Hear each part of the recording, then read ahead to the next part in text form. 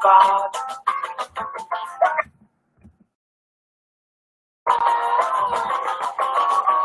Eu quero entrar na rede, promover um debate, juntar via internet, grupo de DJs, Connect God.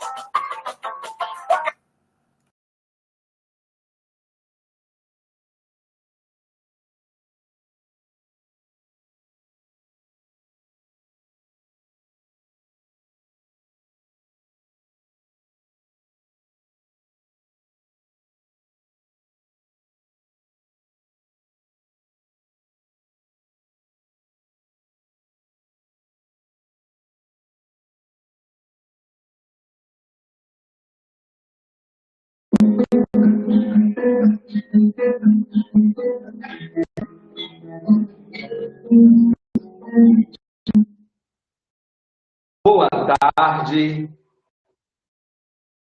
Boa tarde a todos, todas e todes.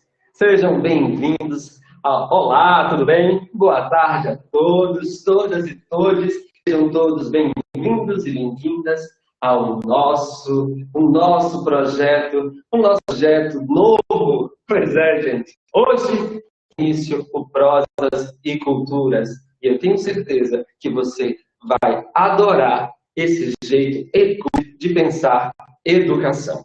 Mas eu quero, para que a gente comece bem essa tarde, esse momento, que é um momento de trocas muito importantes, eu quero ligar para vocês uma canção. Então, abram os ouvidos, abram os olhos, abram o coração, porque aprender requer sensibilidade.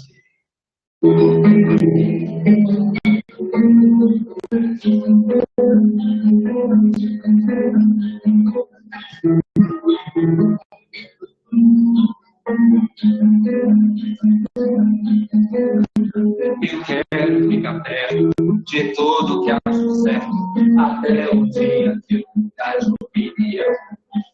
A minha experiência, meu pacto com a ciência, meu conhecimento é minha distração.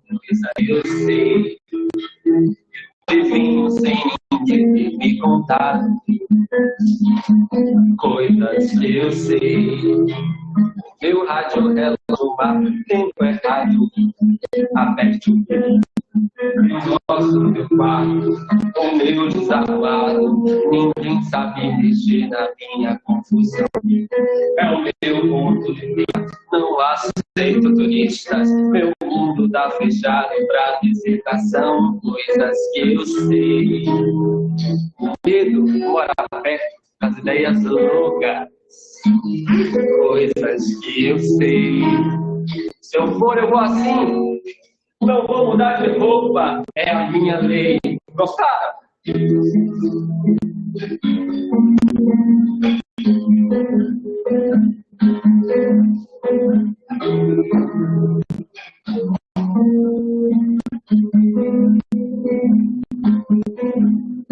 Eu como os meus atos e assumo os meus pecados. Ninguém pergunta mais, depois eu já paguei.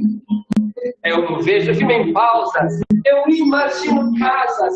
Depois lembro mais que eu desenhei, coisas que eu vi. Não guardo mais agendas no meu celular.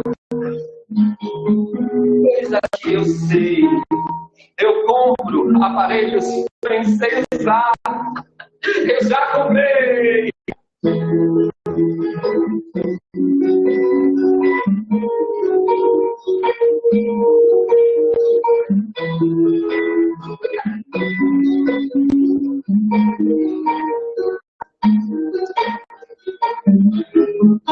As coisas que eu sei são coisas que antes eu somente não sabia.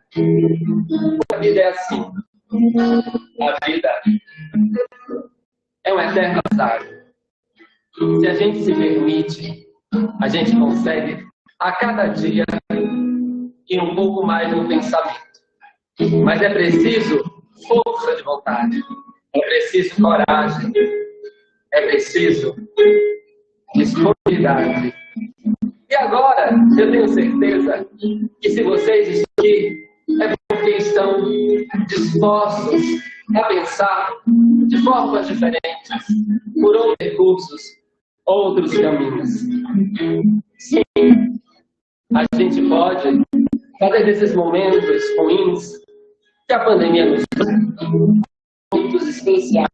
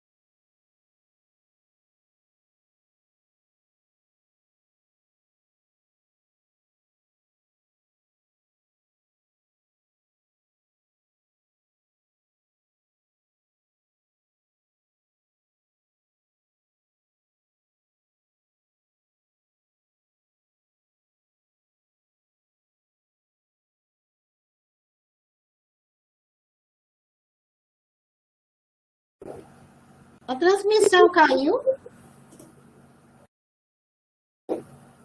Boa tarde, pessoal. Nós estamos ajustando aqui a nossa conexão, que está tendo uma oscilação, para continuarmos com a apresentação. Ok?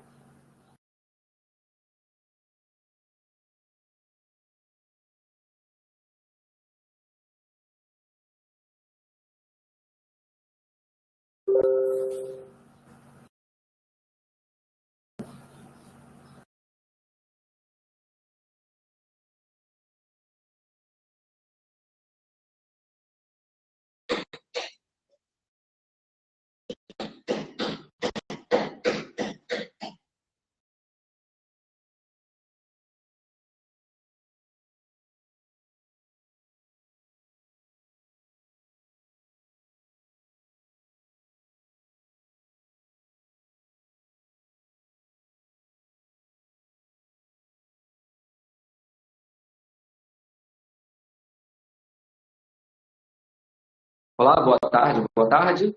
Estamos de volta? Sim? Não? Talvez? Estão me ouvindo? Porque a tecnologia é assim mesmo, né, gente? Às vezes falha. Vocês estão me ouvindo bem? Gilson, me dê um sinal, ok? Sim, sim? Ok, câmbio, câmbio, câmbio. Estamos ouvindo. E vocês viram minha apresentação? Não sei se eu caí, se eu fui me esgoelando sozinho. Viram ver? Vimos. Sim? Então podemos seguir. Vou seguir. Posso?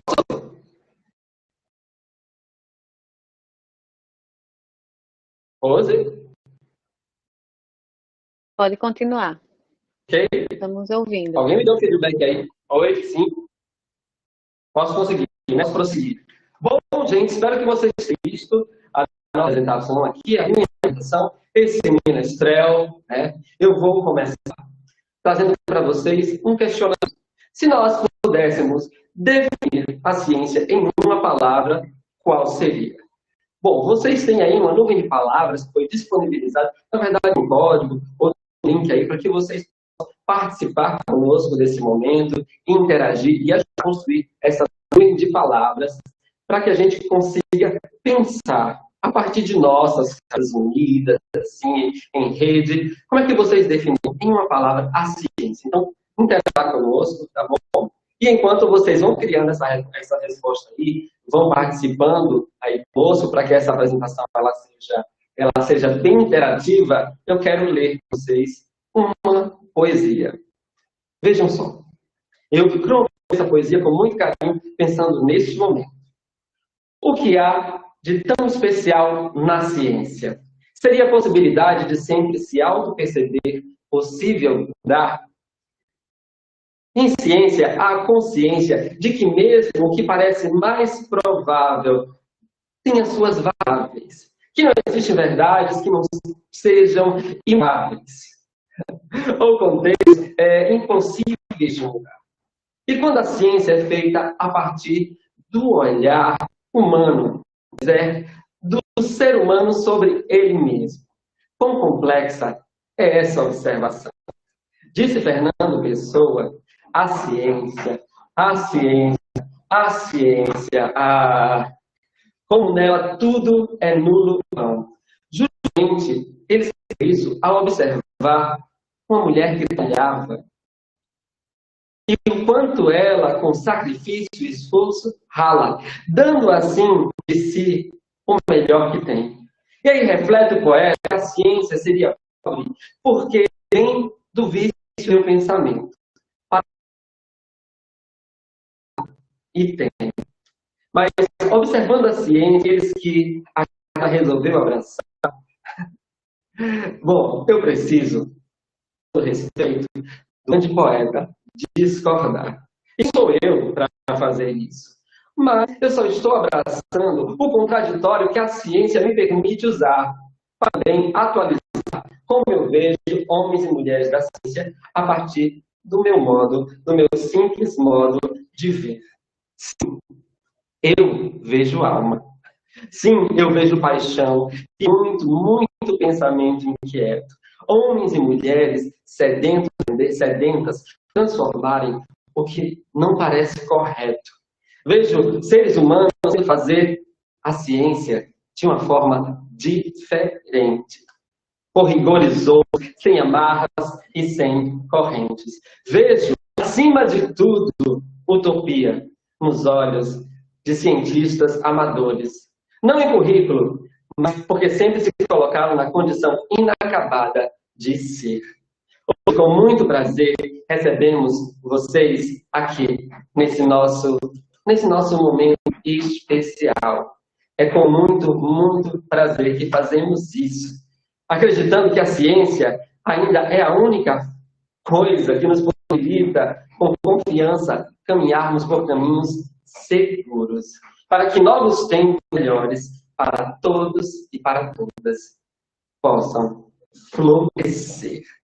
Então, sejam todos, mais uma vez, bem-vindos e bem-vindas à estreia do Prosas e Culturas, um projeto do Grupo de Estudos e Mídias Digitais da Universidade Federal de Sergipe, o ECUT, feito com esse jeito ECUT de pensar a educação. Espero que vocês tenham gostado dessa acolhida especial e sensível que tentamos oportunizar para vocês. E se vocês gostaram, comecem a comentar aí, tá bom? E eu quero dizer para vocês, gente, que hoje eu, Pedro Nunes, Nayara Evelyn, Rosinângela Cavalcante e Gilson Pereira seremos os pendentes mediadores deste primeiro programa, que só tem sentido, claro, se vocês interagirem conosco o tempo inteiro. Não é isso, pessoal? Isso aí, Everton.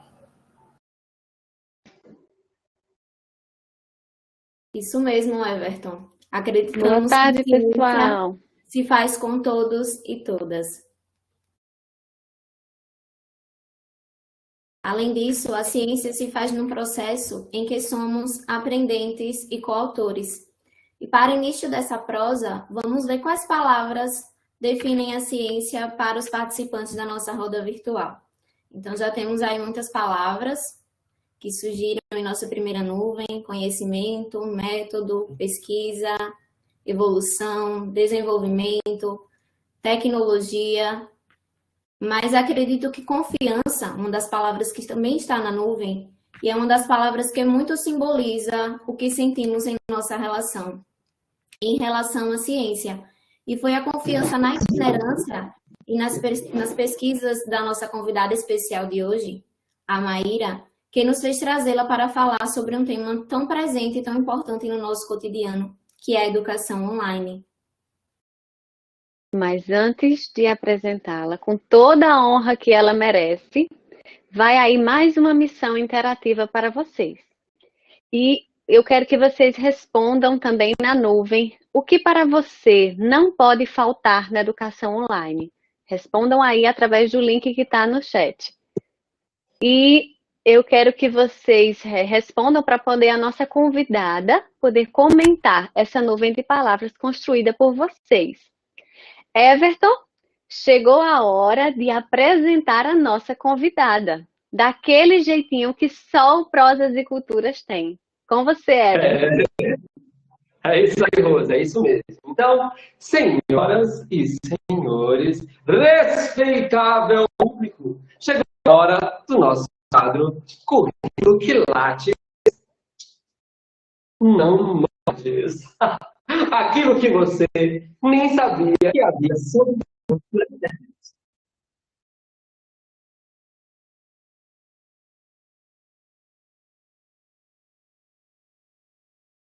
Vai ser não, viu? Esse povo do Ecult já inventa. Vai começar o Prosas e não tem nome, peraí.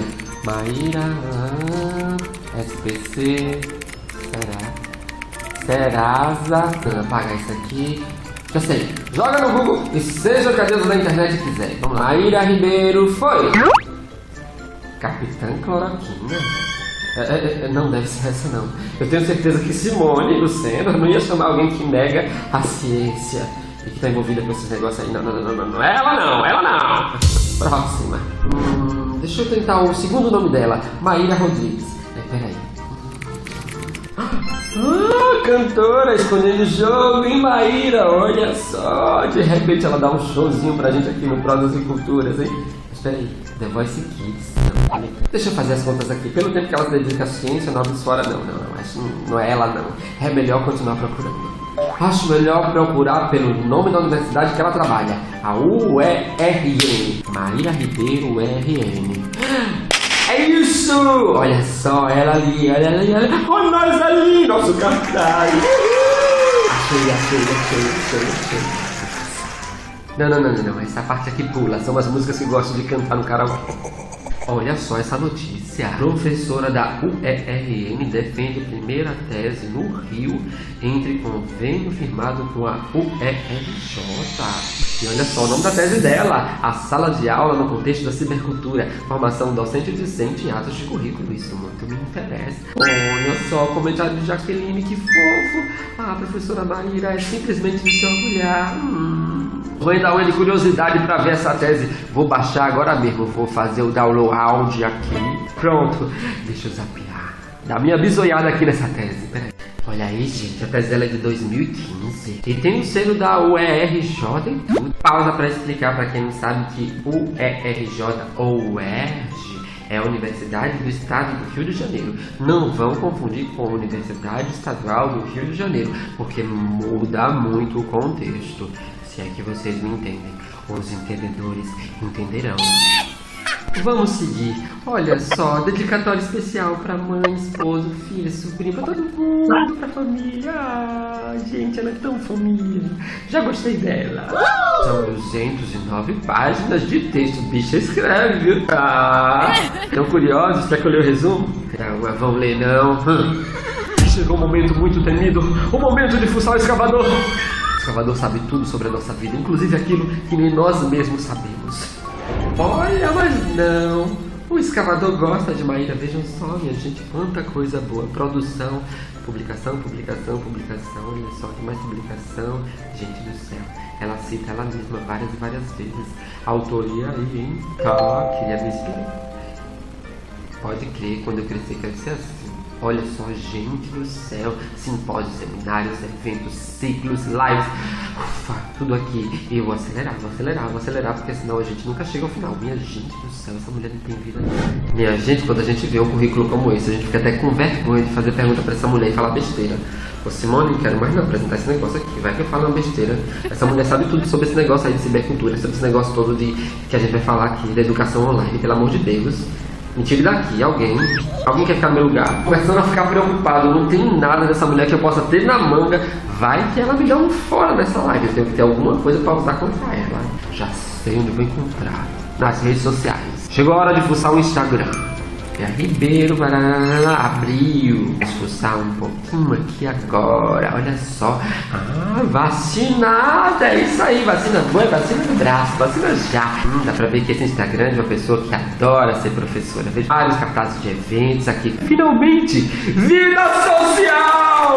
Olha ela com as amigas. Ih, quem é esse aqui? Cabeludinho. Gostei. Arranja o zap aí, Maíra.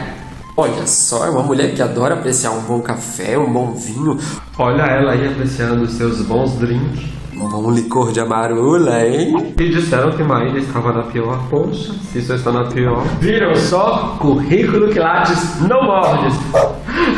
E agora que a gente viu que Maíra é gente como a gente, vamos prosear com ela a tarde toda. Afinal, Maíra, tudo a ver com prosas e culturas. Aqui a gente gosta de um bom café, de amigos e gosta de bater um papo com ciência. Vamos nessa, falar com essa nossa convidada especial, Maíra. E aí, gostou? É isso aí. E aí, Maíra, venha pra cá. Vamos prosear? Ela chegou, essa convidada dessa tarde. Gente, eu só tô rindo aqui. Eu estou morrendo de rir, que delícia.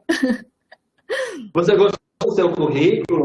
Ficou faltando alguma coisa assim, nessa singela coletânea, né? A gente está stalkeando você aí nas redes. Faltou coisa, Maíra? Não, que maravilha, né? Eu acho que vocês começarem dessa forma com prosas e culturas, assim, é muito fantástico, porque uma apresentação extremamente plural, né? Multireferencial. Eu me vi aí nas minhas diversas facetas da vida, então muito bacana, viu? Parabéns pelo programa começar dessa forma, muito instigante, né? Para quem está participando. Então, assim, eu queria já deixar agradecer, né, por esse momento, por essa prosa, esse bate-papo na calçada, como a gente costuma chamar no interior. Você sabe que no interior a gente adora uma calçada e um bate-papo, né? Apesar de que a violência agora não está dando mais conta, não dá para ficar mais na calçada. Mas, assim, agradecer esse momento, que seja leve, como está sendo, que seja muito formativo para todos nós. Discutir uma temática que nos é muito relevante, né, no contexto da cibercultura e educação online, e começar assim com tanta criatividade. Então, estou aqui para a gente conversar, falar um pouco sobre nossas pesquisas, o que é que a gente tem feito, só que não vou conseguir levar dessa forma tão descontraída aí como vocês estão fazendo. Mas parabéns e agradeço a Simone a oportunidade, né, de estar aqui dialogando com vocês da Federal de Sergipe. Já vi que tem muitos alunos também da UERN participando, professor da UERN participando, e é uma honra e satisfação estar aqui com vocês. Viu, Everton?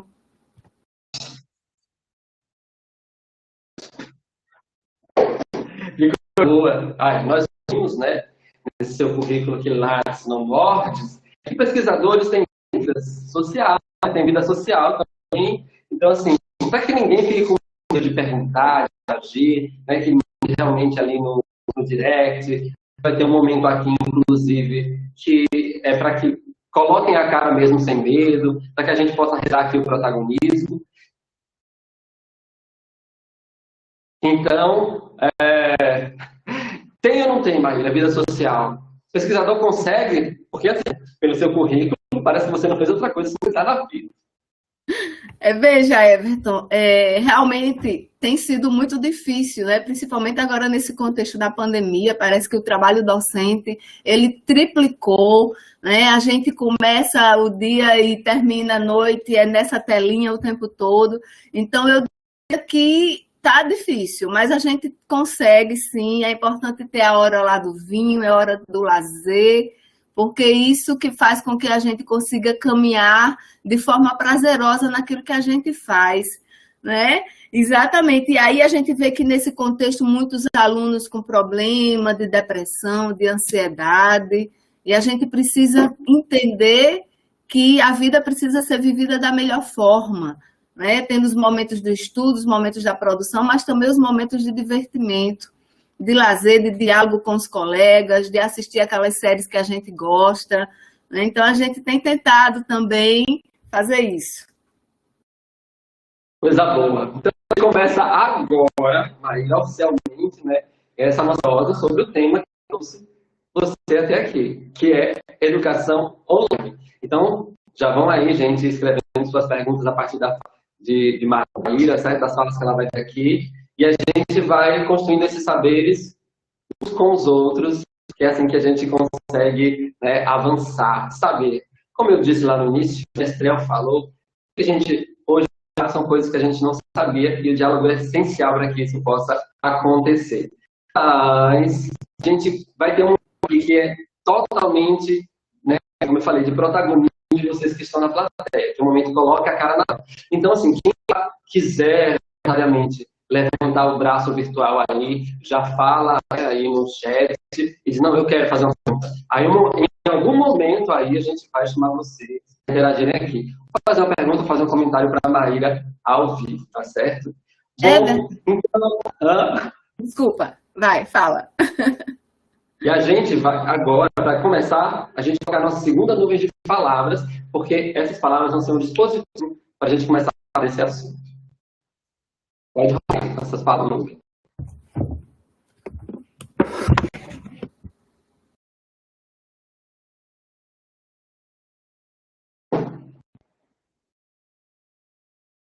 Bom, enquanto carrega aí a nuvem de palavras, eu queria dizer que vocês já começam trazendo a educação online de uma maneira extremamente instigante, né? O que é que a gente está fazendo aqui? A gente está criando uma ambiência formativa num processo de interação, né? Vocês chamando aí as pessoas que estão ouvindo a participarem. Olha aí, a primeira palavra, interatividade, tá vendo? Então, a gente está criando aqui essa ambiência no processo de comunicação, de interação, de produção de conhecimento, possibilitando que as pessoas que estão assistindo participem com suas redes de conhecimento, né? Então, de uma maneira muito criativa, todo mundo dialogando, todo mundo participando, e num contexto que a gente sabe que o digital em rede está presente em tudo que a gente faz, né? Então, a gente aciona esses dispositivos o dia todo nas nossas vidas. E por que não também no espaço-tempo da sala de aula? Para ampliar a compreensão, para ampliar a formação, para ampliar os multiletramentos, o letramento digital, né? A condição de aprender mais de maneira mais ativa, mais protagonista. Então, a gente vê aqui que a palavra central que está trazendo aqui nessa nuvem de palavra é a interatividade. Não é? O Marco Silva fala muito dessa palavra, né, da interatividade, que ele diz que a interatividade é aí um termo da comunicação, e a gente tem que pensar que não existe aprendizado sem essa interface da comunicação, da criação, da cocriação, a gente criando e produzindo juntos o conhecimento. Né? O conhecimento é elucidado de uma maneira linear, o professor transmitindo, mas criando condições que a gente juntos vá compreendendo os conteúdos, os conceitos da aprendizagem. Da aprendizagem.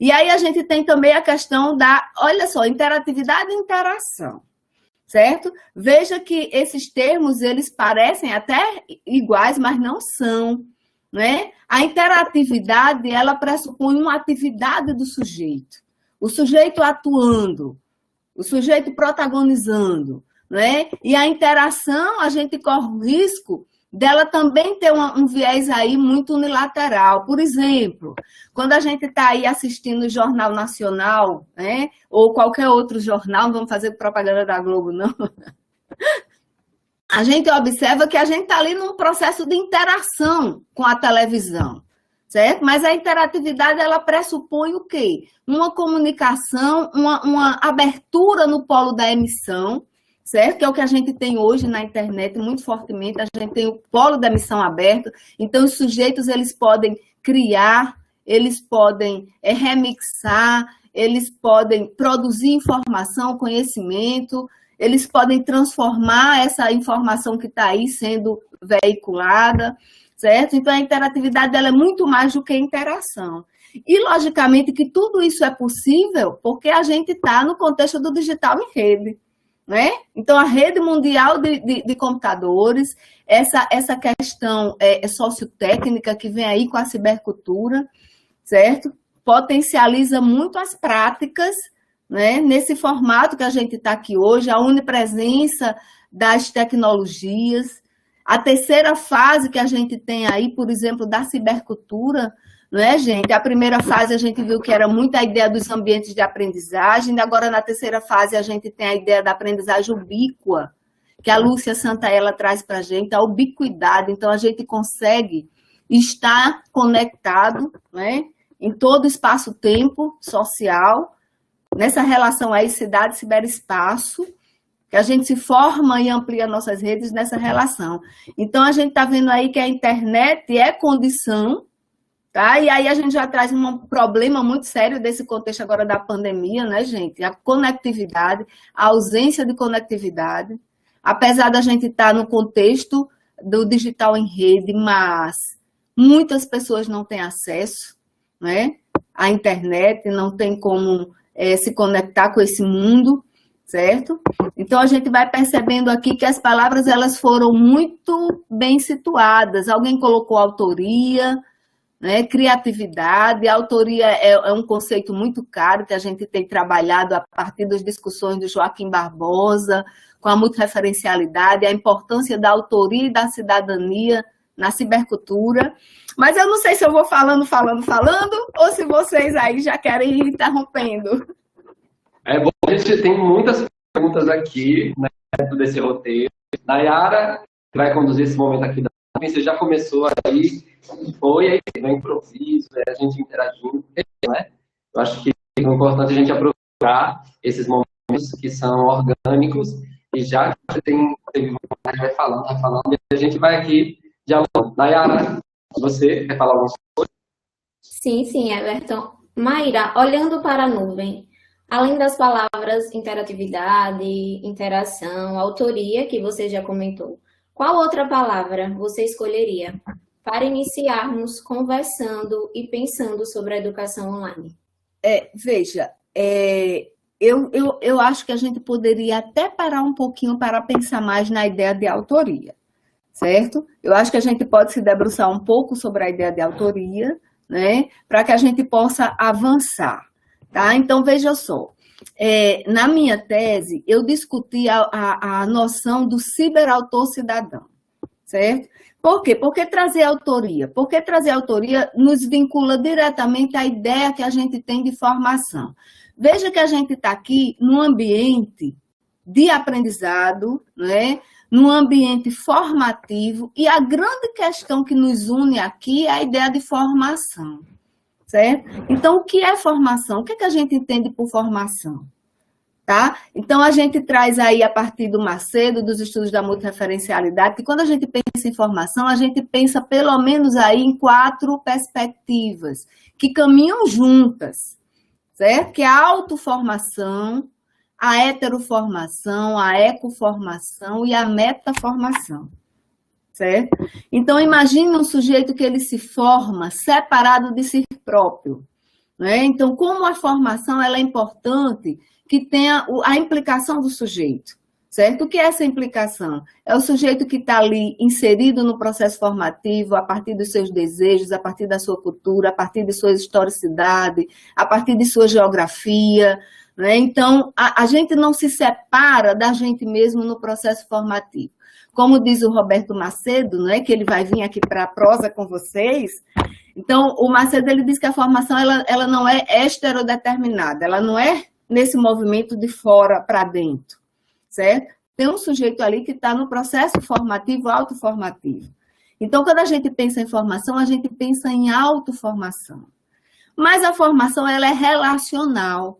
Né? Ela se dá em quê? Ela se dá no contexto social em que nós interagimos uns com os outros, mediados por signos, instrumentos, né? Como diz o Vygotsky. E aí a gente vê que agora no contexto da cibercultura, né? Com a Lúcia Santaella discutindo a questão da semiótica, que discute muito bem, a gente tem uma quantidade de linguagens, multilinguagens aí disponível para os nossos processos formativos. Então, a formação, ela é também heteroformação, por quê? Porque ela se dá numa relação entre sujeitos. E ela é também ecoformação, porque ela se dá em conexão com a cidade e ciberespaço. Então, a gente aprende em todo canto. A gente aprende nos artigos, a gente aprende na internet, no museu, no cinema, nas praças, não é? E no ciberespaço, de uma forma geral. Então, a gente já tem aí autoformação, heteroformação, ecoformação e também a gente traz a questão da metaformação, certo? Que é essa capacidade do sujeito pensar sobre o seu processo formativo, pensar sobre o seu processo profissional, pensar sobre sua vida, né? Então, a condição dele pensar sobre o seu próprio caminhar na formação, certo? E aí, gente, por que eu trago isso assim com muita ênfase? Porque a questão da autoria é muito forte nas nossas discussões e nas nossas pesquisas. Inclusive nas ambiências formativas no contexto da educação online. A gente tem usado muito o dispositivo do diário de pesquisa, diário de formação, a partir do Joaquim Barbosa, certo? Ele tem um livro que tem nos inspirado muito, e o diário de pesquisa, ele tem sido acionado nos ambientes, nas plataformas, como processo de formação, de escrita de si, de escrita acadêmica, de escrita científica e de conhecimento de si, certo? Então, assim, por isso que eu destaquei a questão da autoria, mas a gente poderia também destacar outras, tá? A gente vai destacar tudo isso, mas não vai ser mais destaques aí. Eu queria agora que a gente trouxesse, assim, a partir da sua experiência, algumas diferenciações, que, se é que existe, na verdade é saber se isso não existe. Existem diferenças entre educação online, entre ensino EAD, né, educação à distância, o ensino remoto, o ensino híbrido. É bacana falar um pouco, né, sobre o que diferencia, o que aproxima, né? Então, faça aí escreva em 2 laudas e cite algumas diferenças. Em 2 laudas talvez seja um pouco difícil, mas eu vou tentar, tá? Então, veja só, Everton, agora, nesse contexto da pandemia, né, foi acionado muito fortemente a questão do ensino remoto, certo? Então, de repente, as universidades se mobilizaram, começou cursos de formação, ensino remoto, e esse ensino remoto ele teve uma característica, que era o quê? Aproximar, fazer esse encontro formativo, professores e alunos. Então, como é que os professores chegam até os alunos? Era muito esse formato, certo? Então, quem tinha o recurso das tecnologias, né, da internet, lançou mão de plataformas digitais para ir a esse encontro com os alunos. Aqueles que não tinham essa condição, fizeram o quê? Tinha escola que os professores deixavam os pacotes de atividades, certo? Impressas para que os alunos pudessem ir lá e fazer suas atividades. Então, o ensino remoto foi muito isso. De uma maneira muito aligerada, certo? Chegar até os sujeitos. De qualquer forma. No primeiro momento foi muito dessa forma que o ensino remoto aconteceu.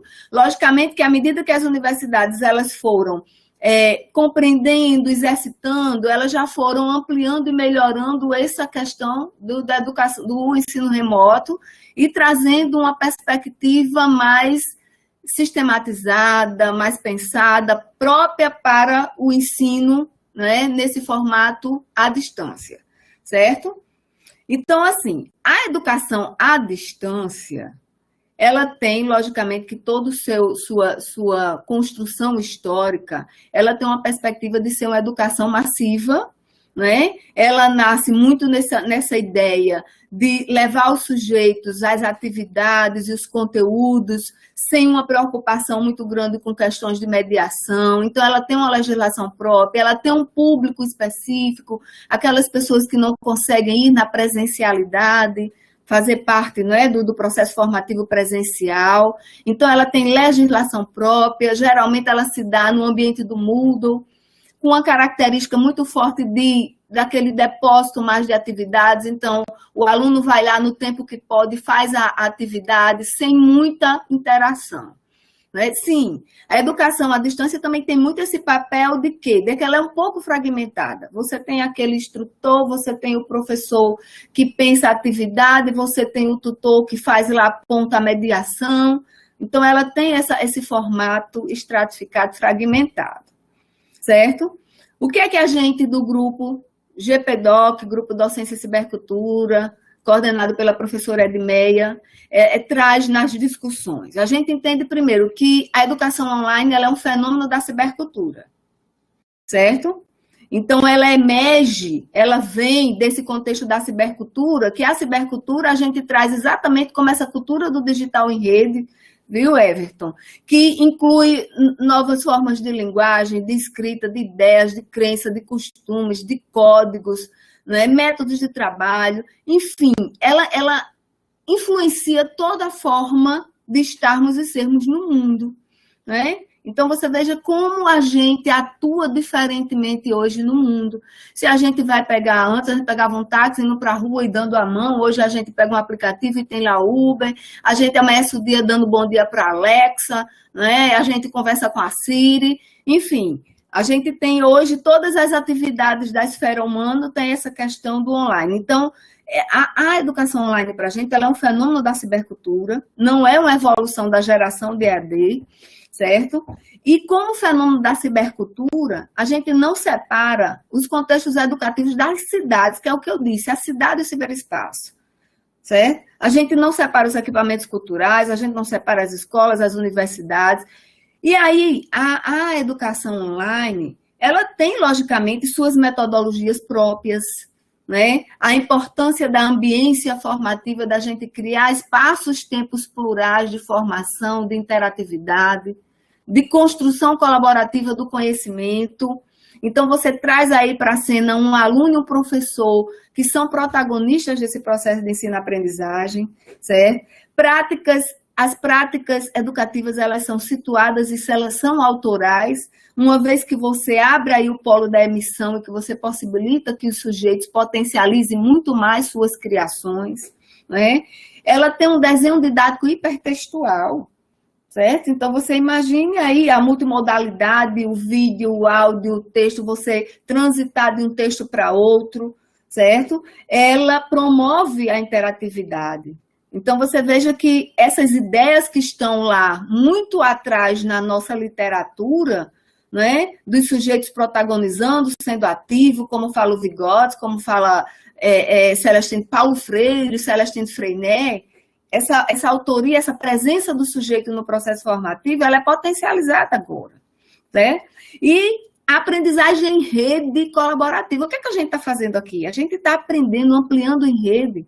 Então, eu aqui de Mossoró, você de Sergipe, outras pessoas talvez do Rio de Janeiro. Então, a gente está numa rede colaborativa. Esse vídeo vai... Então, uma aprendizagem em rede colaborativa. Me caiu. Estou ouvindo? Estamos te ouvindo, professora. Pode falar. Pode seguir. Está oscilando a conexão, tá? Se prejudicou alguma coisa, está dando para ouvir, é isso? Aí, então, Espera um pouquinho, professora. Está cortando. na internet, Mas vai estabilizar. Vamos sai começar. novamente. Vamos. Vamos ver se já estabilizou. Pode falar, professor. Está falando aí. Veja só, então, outra questão importante Gilson, a Yara, é a questão da criação docente, certo? Sem campo.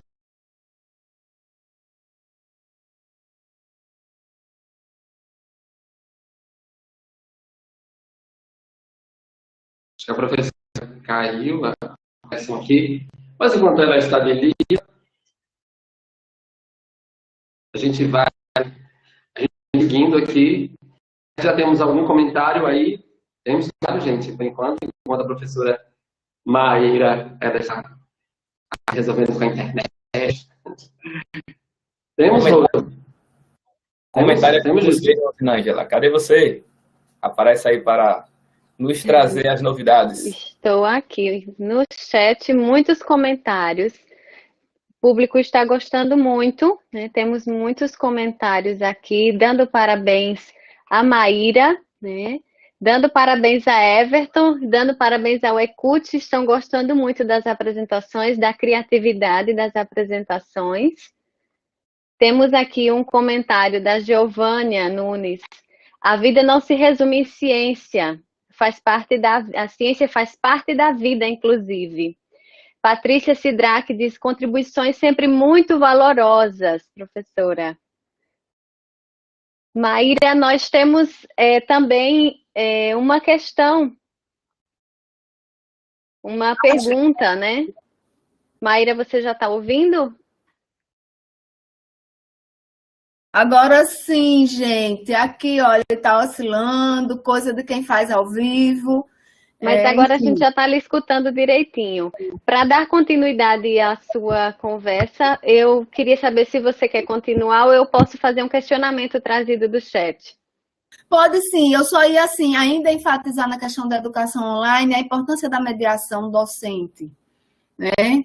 Então, é por isso que a gente pensa que a educação à distância, ela talvez deixe a desejar um pouco nessa ideia da mediação. Então, a mediação ela é fundamental, certo?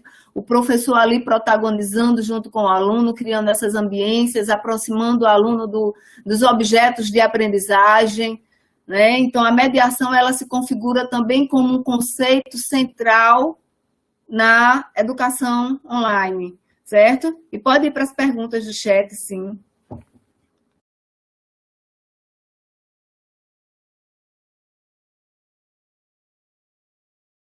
Gilson?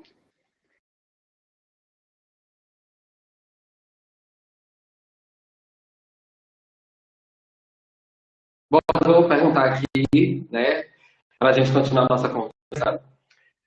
Professor, cadê ele? Chegou esse? Peguei. Então, eu faço aí a pergunta, Gilson, pode fazer. Eu tenho uma pergunta para você, que é, o senso comum nos coloca a ideia de que toda educação online está relacionada a uma educação através da internet. Isso é verdade? Isso é mito? Qual é o seu entendimento em relação a isso? Que pergunta interessante, viu? Veja só, educação online, você pode fazer educação online presencial, não é? Então, a educação online, ela se dá tanto via esses acionamentos desses dispositivos, como também na presencialidade. Então, veja, por exemplo, GPDoc, né? Então, tem muitas pesquisas no GPDoc de criação de dispositivos que, na perspectiva de que a cidade educa. Então, o professor que sai com o aluno, né, para ir pesquisando, para ir vivenciando as cidades usando seus celulares. E aí você tem essa dimensão do online na presencialidade, então vai no museu, ou vê virtualmente o museu. Então, logicamente que quando a gente pensa na educação online, você ativa esses dispositivos, certo? Mas não quer dizer que a gente tenha que estar nessa distância. A educação online ela pode se dar no face a face. Né? Talvez aí a gente já entre na outra questão, que talvez não faça muito sentido a gente falar em híbrido, porque a educação ela já é híbrida. A gente está aí o tempo todo acionando esses dispositivos, certo? Então, nessa perspectiva, ela é híbrida, porque o digital ela está na cultura da pele contemporânea, gente. Então, a gente o tempo todo está, se é na sala de aula, a gente está com vídeo do YouTube, a gente está criando ambiências com os alunos. Então, não faz sentido a gente pensar nesse híbrido quando o híbrido já é nossa rotina, né? Agora, o que é que as universidades têm pensado quando falam em híbrido? Fica uma parte em casa, fica uma parte presencial. Então, tem muito isso agora no contexto da pandemia, tem se falado muito nessa perspectiva, que é para que você não encha o espaço da sala de aula. Então, alguns ficam fazendo atividade em casa, né? E os outros vão para a instituição. Certo? Mas na nossa compreensão, a educação online, ela perpassa o espaço-tempo de aprender, ensinar no presencial, no online, tudo junto e misturado. Certo?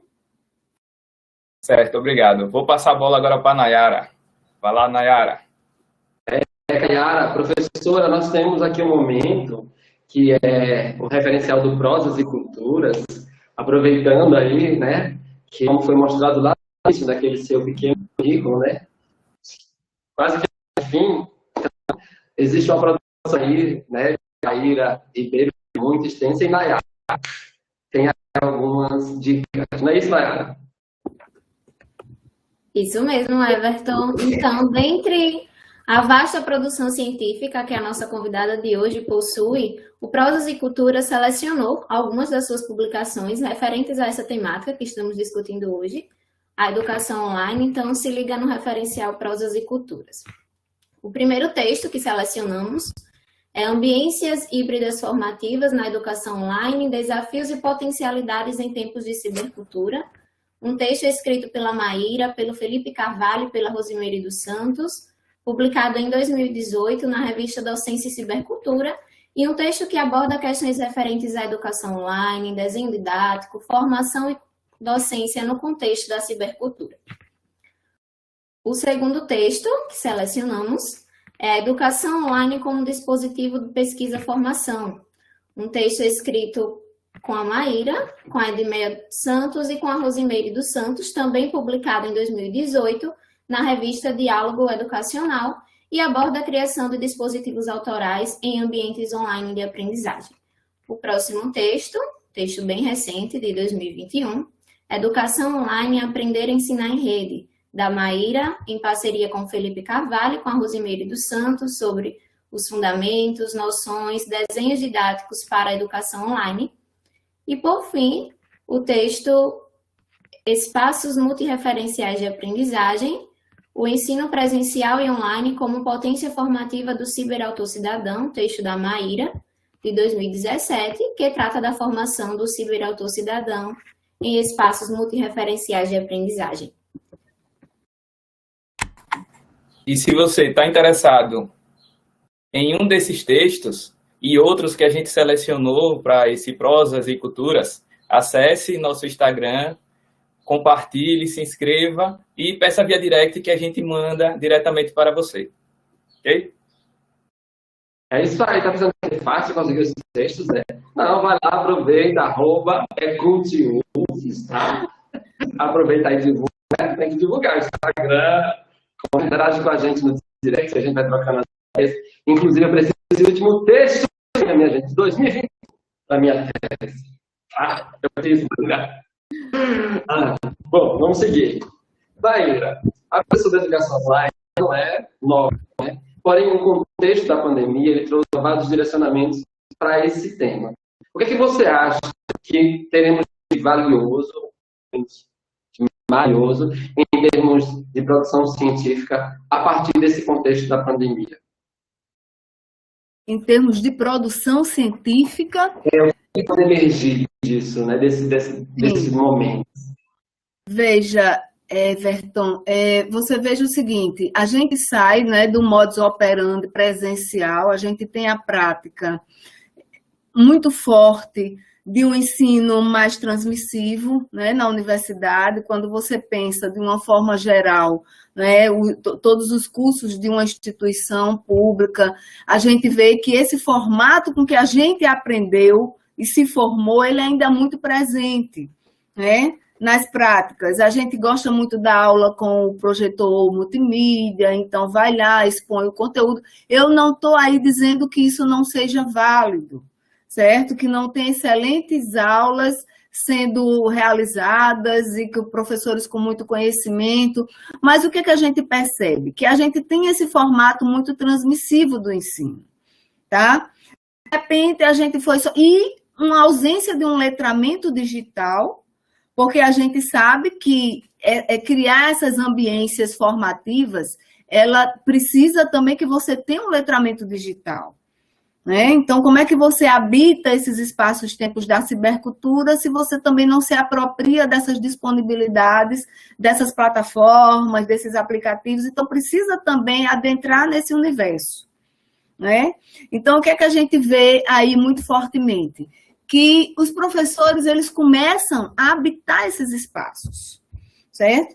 Então, acredito que, vendo a potência desses espaços, vendo a possibilidade de fazer diferente, e aí eu tenho um receio muito grande também de alguns modismos, né? Eu acho que a gente se preocupou muito agora nesse contexto da pandemia, com o acionamento de muita coisa, com trazer as tecnologias como fetiche, isso é muito complicado.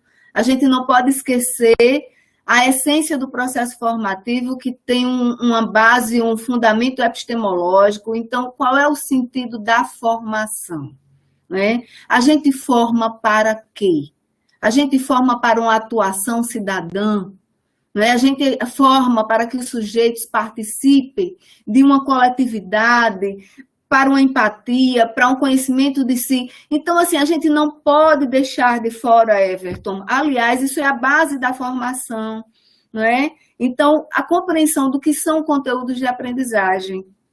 Os conteúdos de aprendizagem não são os conteúdos específicos das áreas, mas também uma formação que é existencial, uma formação que é plural, certo? Então, nessa perspectiva, eu tenho uma preocupação, que é como que as universidades estão discutindo as questões epistemológicas, as questões básicas da didática. O que ensinar, para que ensinar, como ensinar, não é? Porque se a gente acha que fazer muitas coisas bonitas no Canva, se pegar lá que até me deixava como é o nome? Até esqueci o nome agora do aplicativo. Mas, enfim, que tem umas apresentações que vêm de paraquedas de cima para baixo, eu que tenho labirintite, já às vezes chego e fico tonta. Então, a gente precisa ter cuidado com isso também, né? De trazer essa ambiência em favor de uma formação que é autoral, que é plural, que é significativa, que é cheia de sentido para os sujeitos e que é transformadora, certo? Então, é nesse sentido que eu tenho certeza que vai ter muita mudança, que os professores se inquietaram, né? Que professores, às vezes, que tinham dificuldade até de passar um e-mail, teve que entrar em algumas plataformas digitais e teve que aprender, certo? Então, acredito que vai estar mais presente essa discussão. Agora, a gente não pode desvincular nunca de perspectivas epistemológicas que estão na base da formação. E lembrar que muitas das questões que apareceram no online, elas existiam no presencial, certo? Então, por exemplo, qual é o protagonismo dos alunos no ensino presencial? O que os alunos criam? O que eles conhecem de si? Qual o tempo, o espaço-tempo que eles têm para pensarem sobre o seu processo formativo? Que eles têm para aprenderem juntos numa mediação horizontalizada. Desculpa, Rodrigo, diga.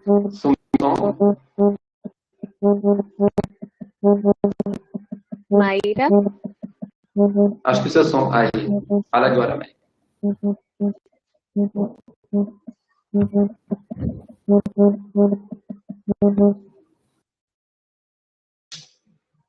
O som sumiu? Oi, o som sumiu? O que houve? Esse barulhinho.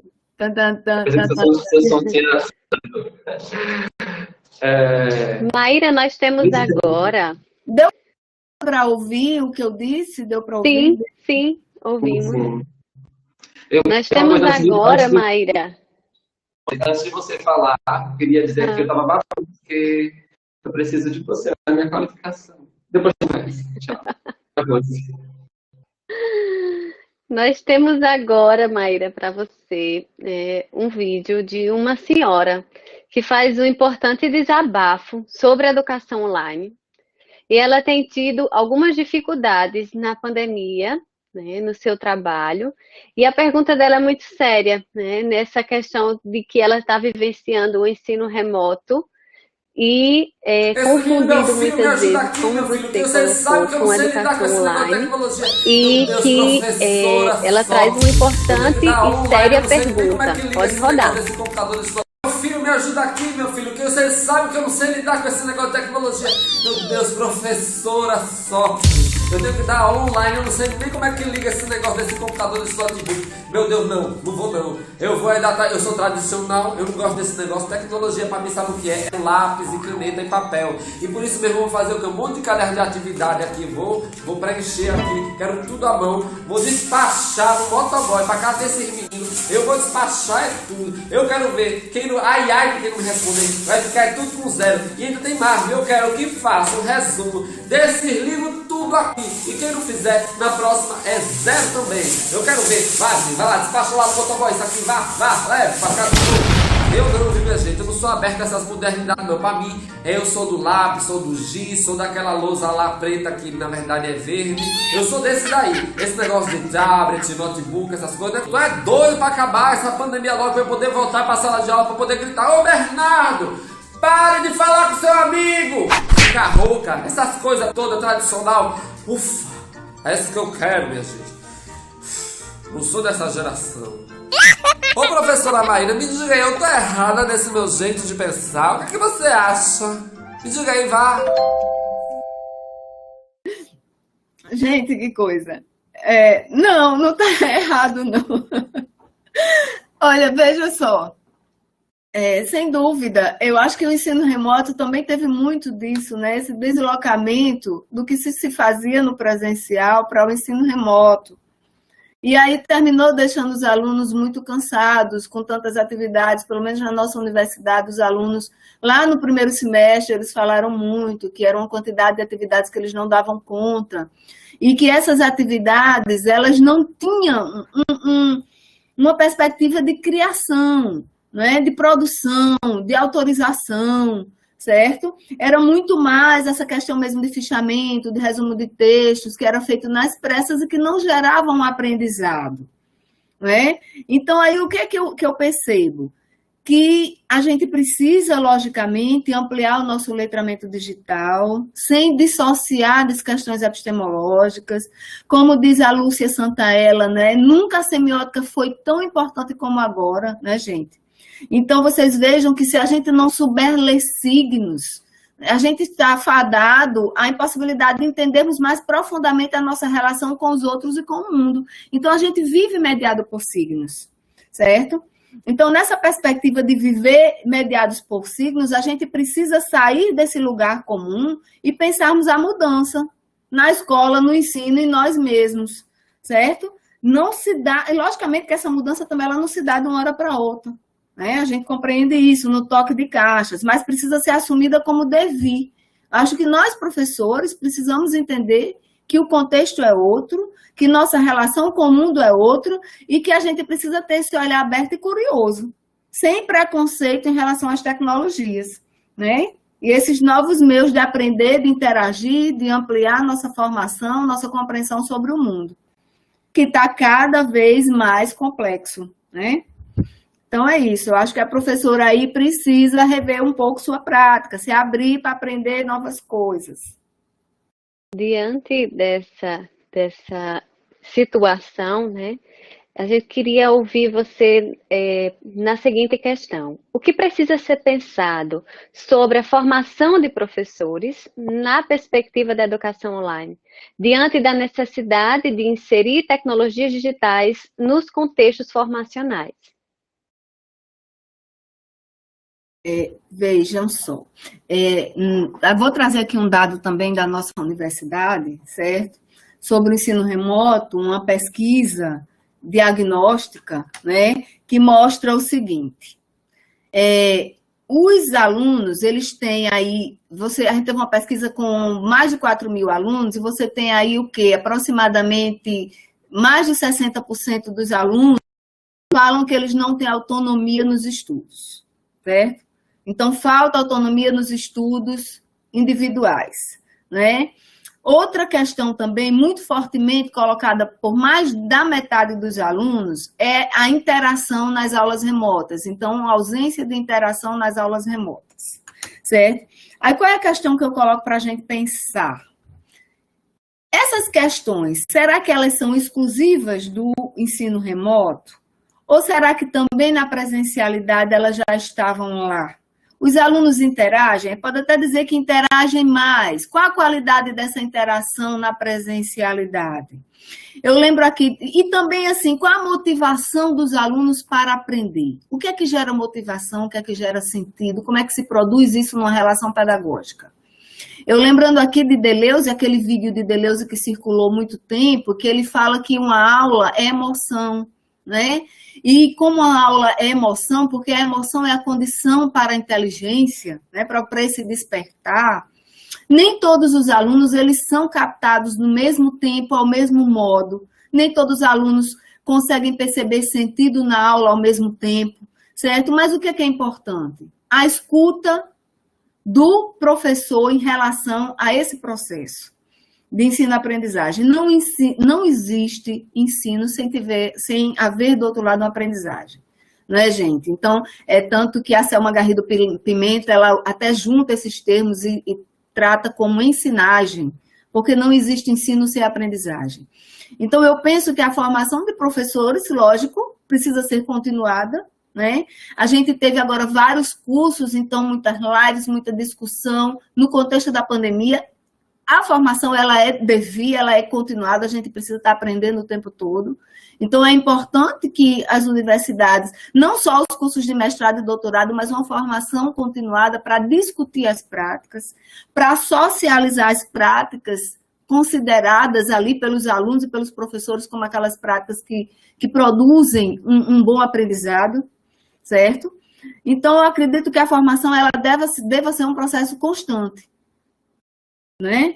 E aí, logicamente, que a gente pensa nos professores de outras licenciaturas também, que não as pedagógicas, mas também as pedagógicas, professores das áreas de exatas, das áreas de saúde. Por quê? Porque a gente sabe que, historicamente, a formação pedagógica, ela fica também muito a desejar nesses cursos, né? Então, eu acredito que deve ser um processo continuado, permanente, nesse retorno agora da presencialidade, que isso novamente não se acomode no âmbito das instituições, mas que a gente possa discutir, que a gente possa continuar. E aí veja a potência. O que é que a gente aprendeu de potência nesse momento? Estamos aqui hoje com instituições diferentes dialogando, um meio digital, um meio online, transmitido no YouTube. Então, a gente consegue ampliar uma rede de formação, socializar experiências, compreensões desse momento, certo? Coisa que já se tinha antes, mas que a gente não fazia. E se tivessem me chamado para ir presencial, eu teria tido dificuldade, por questões mesmo orçamentárias, por questões de disponibilidade. Então, a gente vê que a gente está aprendendo muito nesse momento, nesse contexto, e que quando a gente voltar para a presencialidade, a gente precisa reconstruir, desconstruir muitas ideias que já estavam muito ancoradas, certo? Maíra, retomando algo que você já comentou lá no início, sobre a educação online também ser possível no formato, no contexto presencial, em relação ao desenho didático, o que muda nessa educação online que pode também acontecer no presencial? Veja, eu vou trazer um exemplo aqui da minha tese, certo?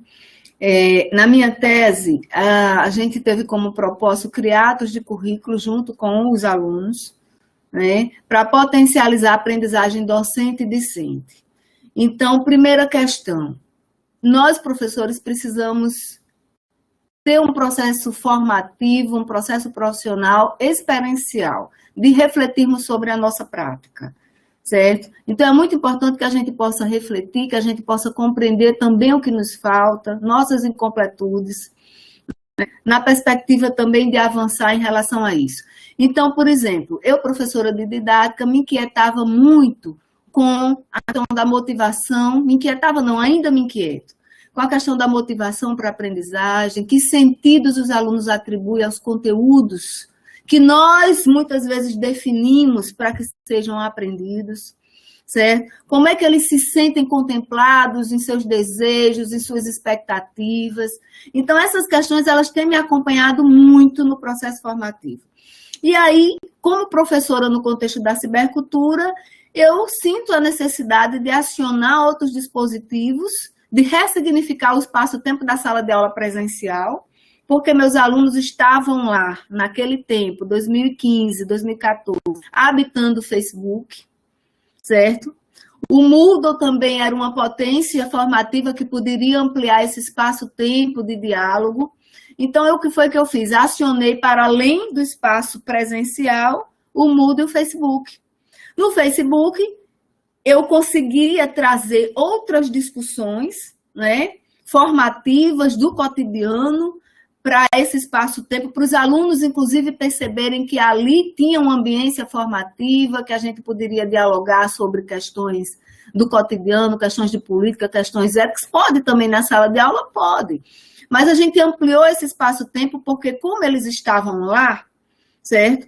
E aí, sem nenhuma crítica, mas para além das selfies, a gente conseguir compreender que a gente tem uma potência, gente. Vocês imaginam o seguinte, a gente tem aí uma abertura para a gente comunicar, para a gente dialogar, para a gente discutir de maneira com urbanidade, né? Que a gente pode se alterar a partir do diálogo, do confronto, do diálogo com o outro, da ideia diferente do outro.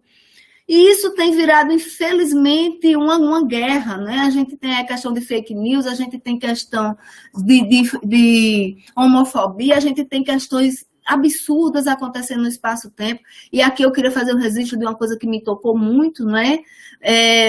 Uma criança, um adolescente de 16 anos do Rio Grande do Norte, de Natal, que se suicidou porque fez uma postagem e foi... não sei nem se criticada, foi rechaçado, foi sei lá o quê, né, na rede social e tirou a vida, certo? Então, como é que a gente pode pensar em formação? Como é que a gente pode pensar nesses contextos que a gente habita, nossa corresponsabilidade, nossa cidadania? A gente não pode estar aí disparando tudo quanto é notícia, falando o que quer, porque tem seres humanos do outro lado. Então, a gente precisa saber lidar com a diferença. A gente precisa formar para uma coletividade. Isso não quer dizer as pessoas pensando igual, mas as pessoas se respeitando nas suas diferenças, nas suas singularidades, nas suas subjetividades, certo? E aí eu fui, mas o que é que eu quero dizer? Que eu criei essas ambiências formativas, certo? No espaço-tempo, que eu acho que a gente pode fazer isso, com a ideia da mediação horizontalizada, onde professores e alunos vão protagonizando o ensino-aprendizagem, sendo corresponsáveis por situações favoráveis à ampliação de conhecimento, problematização, criação de conflitos, resolução de problemas, diálogos. Então, acho que criar essas ambiências formativas com mediação horizontalizada, com a colaboração em rede, o professor como mediador, acionando essas ambiências, mas saindo da centralidade, certo? A ideia também do protagonismo discente, o aprendizado ativo, aprendizado por pares, não é? O aluno atuando e pensando. Então, são questões que a gente faz no presencial, que a gente faz com a utilização dos recursos digitais, né? E nessa ambiência que se dá aí dentro, fora do espaço-tempo da sala de aula presencial, certo? E com isso, na minha tese, a gente traz a ideia de sala de aula ressignificada, né? A gente não tem mais só essa sala de aula física, a gente aprende todo espaço-tempo. Sempre foi assim, sempre, mas agora a gente tem o quê? As redes sociais, né? Esse encontro através do digital que potencializa muito essas aprendizagens, que não devem ser deformativas e sim formativas, certo? Mayra, nós temos agora uma pergunta de um pai que tem sentido na pele a experiência de mediar a educação dos filhos por meio da educação online. Então, confiram aí o vídeo.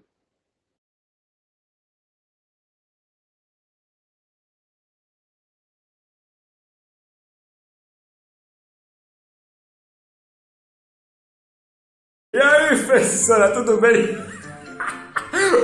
Aí agora com essa pandemia, minha filha só tem um celular, porque eu não tô empregado, sabe? Tô desempregado, e aqui em casa não deu pra comprar nem computador, nem tablet, nem essas coisas todas tecnológicas. Aí eles fazem o quê? O meu único celular é esse que eu tô até usando aqui pra gravar esse vídeo. Aí é uma disputa do menino pra ver quem é que estuda primeiro. Mas assim, o celular é meu, né? Tem hora que não dá pra deixar as crianças mexendo no celular, porque eu quero também me comunicar, que eu sou uma pessoa centenária, nas redes sociais. E tem outra coisa, professora. Quando eu deixo o menino estudar, as professoras dele, minha filha, parece que estão tudo na sala de aula. Pega lá o livro, é beabá, beobó, beobu, os milhos tudo fica dormindo, tudo fica lá com a costela desligada. Quando eu vejo, o milho já tá jogando bola. Onde eu boto um primo pra poder assistir aula no lugar dele. Isso não vai dar certo, não tá dando certo aqui em casa, professora. E aí, professora? O que você acha? Nós que é pai de família, que ganha pouco ou quase nada, que só tem um filho lá em casa, mas que a gente pode educar nossos filhos nessa pandemia com as tecnologias digitais. Até o cachorro fica brigando pra poder usar o celular. Não é, meu filho? Diga aí, professor, o que você acha disso tudo? É, sem dúvida, muito desafiador, né? A gente viu que a questão da conectividade é um problema, né? Ter acesso a dispositivos é um problema, e também a questão da formação. E aí, gente, de maneira nenhuma culpabilizar os professores têm feito muito, né? Eu presenciei agora, nesse momento do ensino remoto, táticas de praticantes culturais, de professores, para chegar até os alunos, né, também com seu celular em casa, fazendo filmagens, mandando no WhatsApp, né, de diferentes formas, tentando ser criativo e sendo criativo. Então, os professores têm feito muito. A gente sabe que você pensar num ambiente formativo, com ludicidade, com todo esse aparato, inclusive que vocês prepararam hoje aqui, a gente precisa de tempo para essa organização, a gente sabe disso, a gente precisa de formação, né? Então, essa realidade que foi colocada aí por vocês aconteceu em muitos lares. Alguns nem tinham os celulares, outros tinham que compartilhar entre todos os irmãos, com a família, certo? E aí é uma questão de política pública. Se a gente entende que a gente vive hoje numa sociedade digital, se a gente entende que estar letrado é saber lidar com dessas diferentes linguagens, né? Essa multiculturalidade, todos esses multiletramentos que estão aí disponíveis, e a gente não tem políticas que se voltem para isso, as escolas não têm sua conexão, né? Os alunos não têm seus dispositivos, os professores falta-lhes tempo para essa preparação, né? Falta formação. Então, assim, é uma confluência de questões, mas, é isso que eu quero dizer, mas a escola não é só problema. Em meio a tudo isso, os professores têm feito, os professores têm produzido, os professores têm criado, certo? Infelizmente, não chega a todos os alunos. A gente sabe que esse fosso sempre existiu, infelizmente. Então, os alunos da escola pública estão pagando um preço maior do que os alunos da escola privada, porque, de qualquer forma, na escola privada, muitos alunos têm um ambiente em casa, têm sua internet, tem um pai e uma mãe ali de lado ajudando, né? E os alunos da escola pública, muitas vezes, nem essa conexão têm, certo? Então, é um problema que eu não sei como resolver. Eu acho que o que a gente pode fazer, contribuir, nos nossos espaços-tempos de fala, a gente sempre disseminar e buscar, ir atrás dessas políticas e tentar fazer a formação da melhor forma possível e entender que a educação ela precisa ser realmente para todos, né? Que a cultura do digital precisa estar disponível para todos, né? E que a gente precisa se engajar nessa busca, certo? As pessoas precisam ter acesso às fontes de informação, precisam ter acesso às redes sociais, precisam ter acesso às disponibilidades dos sistemas de autoria que elas possam produzir, né, seus textos, possam aprender. A gente viu que temos muitos aplicativos voltados para as crianças, né, de produção de textos, de tirinhas, de aprendizados diversos, mas nem sempre isso chega. E, às vezes, quando chega, falta a conectividade do aluno. Então, assim, são uma série de problemas que a gente realmente precisa discutir e buscar soluções coletivamente.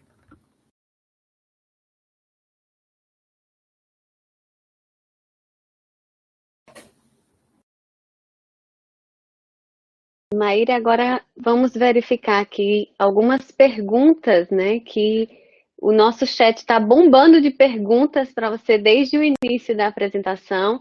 E nós vamos tentar fazer alguns blocos de pergunta ao longo da live para você responder. Vou juntar aqui algumas perguntas né, que José Lucas coloca quais os desafios da educação online em tempos de pandemia, que eu acho que já foi um pouco comentado, mas vamos juntar com outras para você poder responder junto. Anselmo coloca: o ensino híbrido foi confundido e banalizado com as aulas remotas durante a pandemia. Tratando-se de Brasil, é possível que se tenha nascido um novo método de ensino, meio híbrido, meio remoto?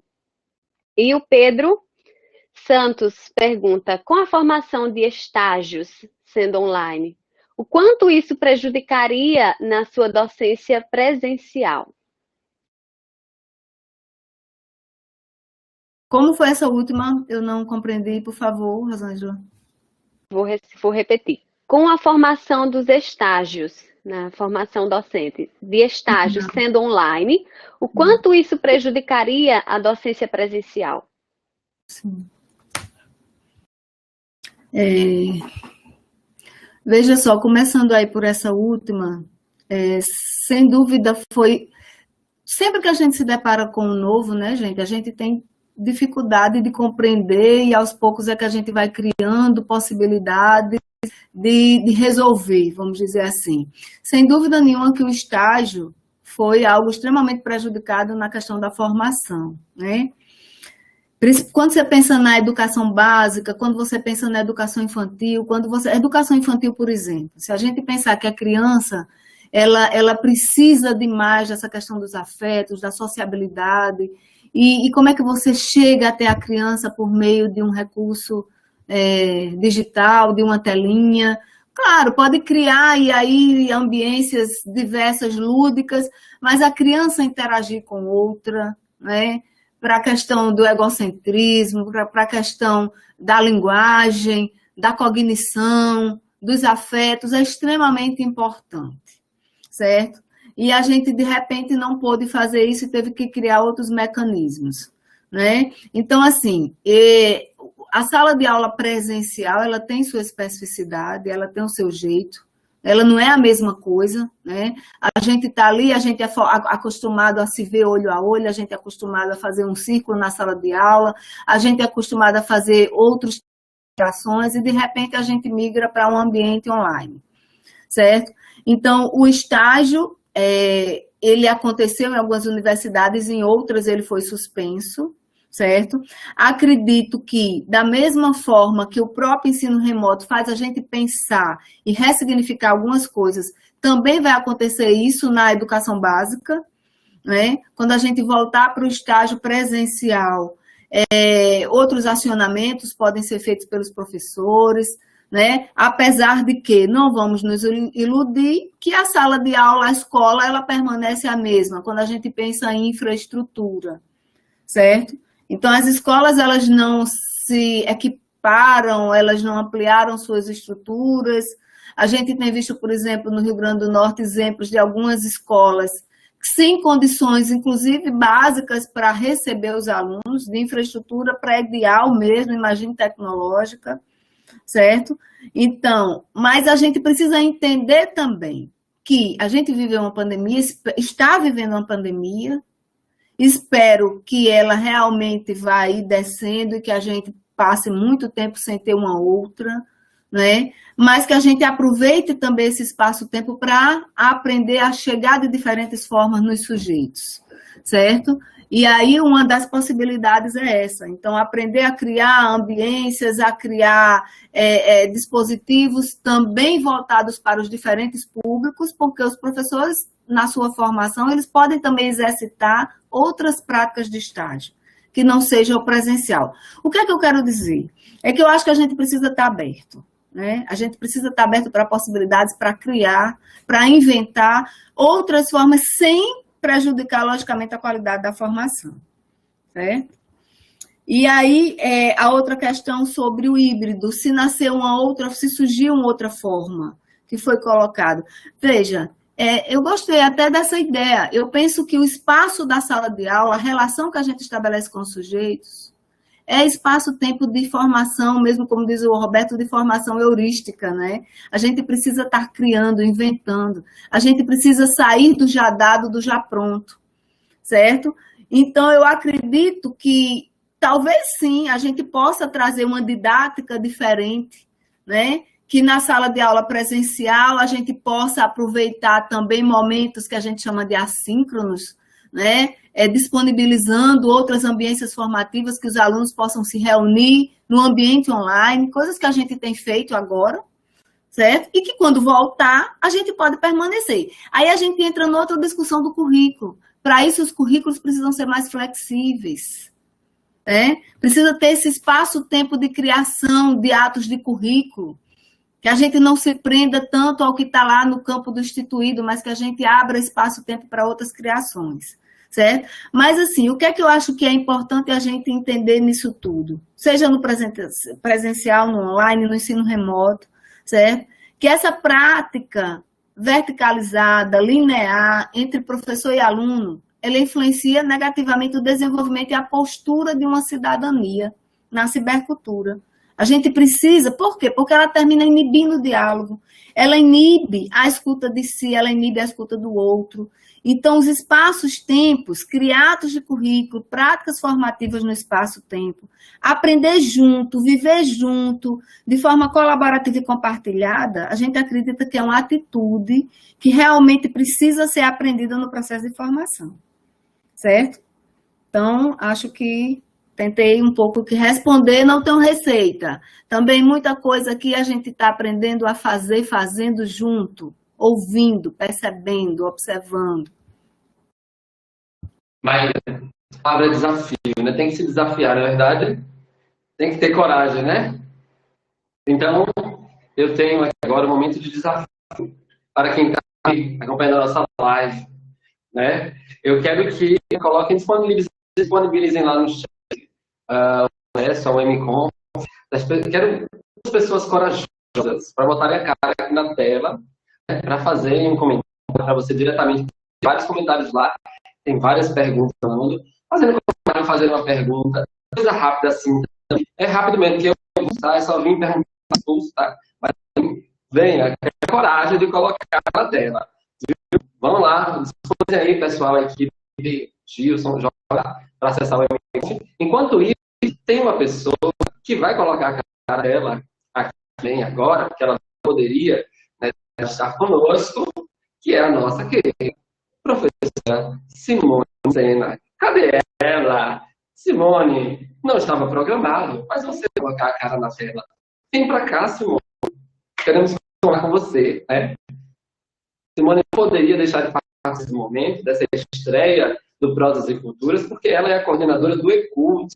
Então, ela é uma grande referência também, como Maíra, em pesquisas com tecnologias digitais e culturas digitais. Simone, vem aqui, vem para o nosso ECUT, para todo mundo. A minha passagem aqui é apenas para agradecer a Maíra. Eu estava assistindo lá pelo YouTube, acompanhando o chat, que está, como costumamos dizer, bombando. Muita gente participando, alunos da graduação, alunos da pós-graduação. Estamos com cerca de mais de 60 pessoas participando. Esse é um evento que está com inscrições abertas no nosso sistema SIGA-A da UFES. Já foi colocado o link lá no chat do YouTube. Ainda tem vagas para quem estava perguntando lá no chat se podia se inscrever. Pode se inscrever, sim. E os inscritos receberão certificados ao final do nosso evento. O nosso evento, ele está programado para acontecer em lives às quartas-feiras. Nós temos hoje a live com a Maíra. A próxima vai ser no dia 8 de setembro, com a professora Mônica Fantin. E toda a programação está no site do ECUT, que é o ecult.pro.br.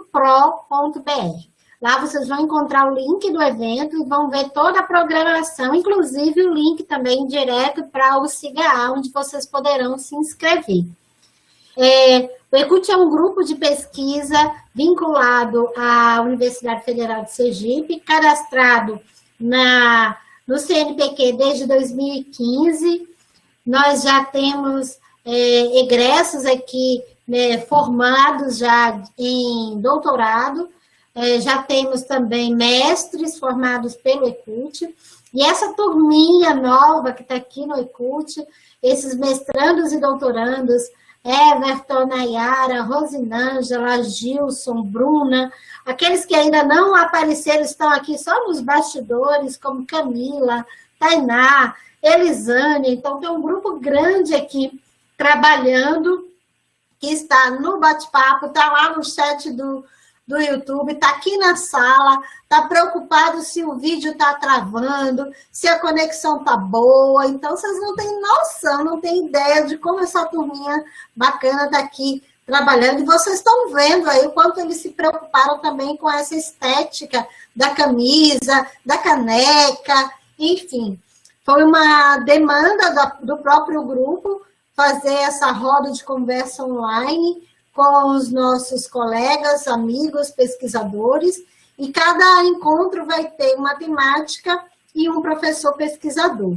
Então, Maíra, a gente só tem a agradecer imensamente a sua disponibilidade de estar hoje aqui conosco, compartilhando um pouco dos seus saberes, das suas pesquisas, da sua produção, que é tão importante para o nosso grupo e também para todos esses que se inscreveram e estão nos assistindo. Everton, mas não acabou não. Everton ainda tem mais coisa. Temos sim, a gente está na reta final. Mas... Espera que eu esqueci de falar de uma coisa importante, Everton.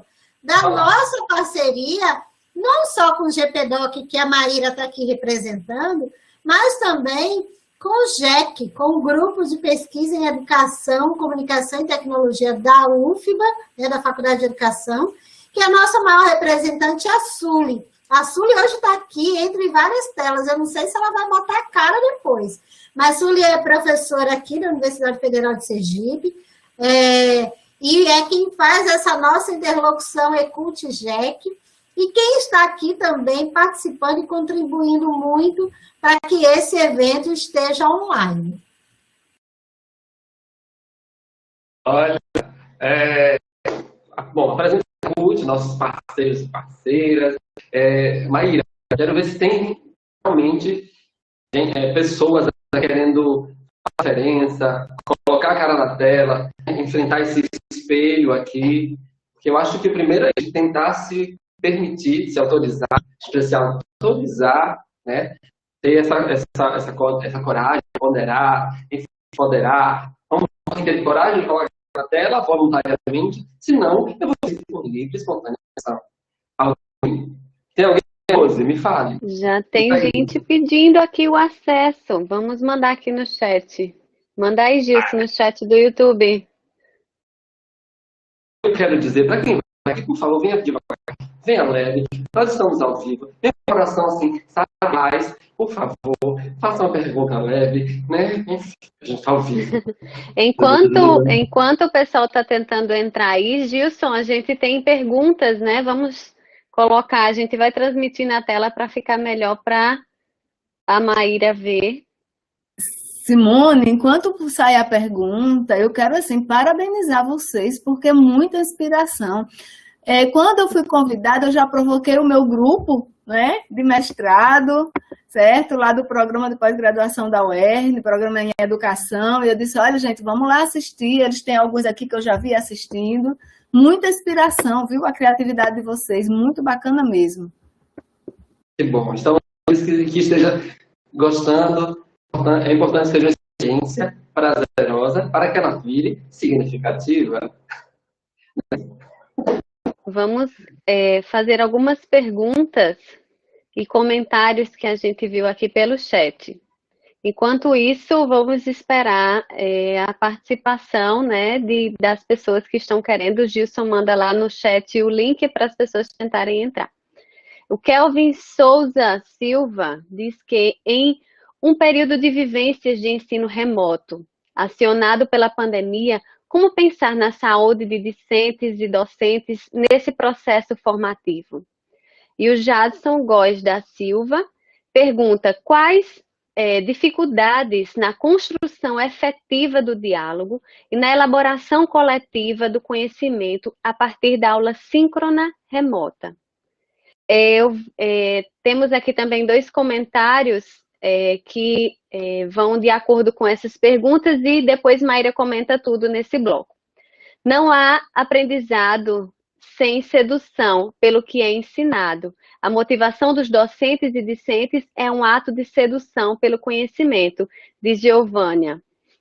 O Vinícius coloca que a mudança necessária vai além da modalidade de ensino. Mediar aprendizagens com a cibercultura exige outras atitudes e implicação dos atores envolvidos com a educação. É mudança paradigmática. Então, Mayra, eu vou abrir agora para você comentar e responder essas perguntas.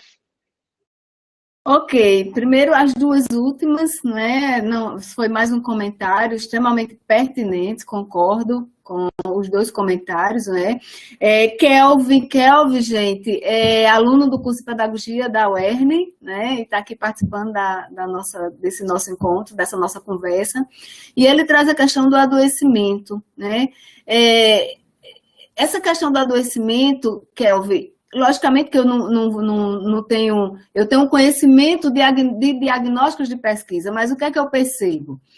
Que a questão da formação, quando ela é uma formação experiencial, quando ela é uma formação que os sujeitos estão ali imbuídos de sentido, que a negociação de sentidos dos professores e alunos, ela acontece, que ela não se torna um fardo, não é que os alunos precisam cumprir um monte de tarefa, muitas vezes sem atribuir um significado ao que está fazendo. Então, tudo isso tem gerado muito adoecimento nos alunos, né? A gente vê a quantidade de atividades, às vezes existe uma dificuldade de se conversar, um processo formativo que a gente até questiona, gente, como que um processo formativo não tem diálogo? Como que não se tem negociação? Né? Então, acho que realmente essa é uma questão extremamente pertinente que você coloca.